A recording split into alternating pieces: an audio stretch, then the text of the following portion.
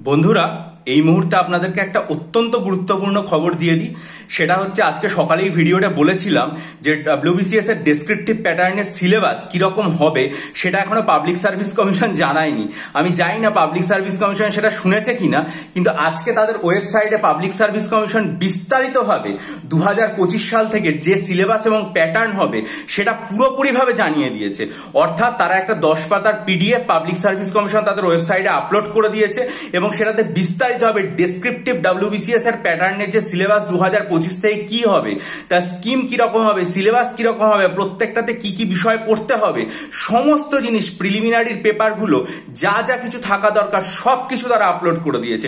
এই মুহূর্তে আমি পুরো ভিডিওটা আপনাদের সামনে ডিটেলস বলতে পারছি না, আপনারা সন্ধ্যাবেলার দিকে আমি চেষ্টা করবো বিস্তারিত ভিডিওটা করার। আপনারা প্রত্যেকে পাবলিক সার্ভিস কমিশনের ওয়েবসাইটে যাবেন এবং গেলেই দেখতে পাবেন পিএসসির ওয়েবসাইটে একদম পুরো ডিটেলসে নিউ স্কিম একদম 1 নম্বরেই রয়েছে, new scheme and syllabus to come into effect on and from WBCS executive examination 2025।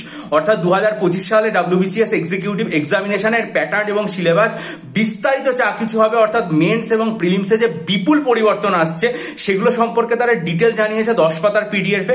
আমি পরবর্তীকালে চেষ্টা করবো বিস্তারিত ভিডিওটা নিয়ে আলোচনা করার। আপনারা প্রত্যেকে ওয়েবসাইটে গিয়ে একবার চেক করে নিন। ঠিক আছে, এটুকুই আপডেট দেওয়ার ছিল। ভালো থাকবেন, বিজয়ী হবেন, সফল হবেন। চ্যানেল সাবস্ক্রাইব করে বেল আইকন প্রেস করে দেবেন। ভালো থাকুন।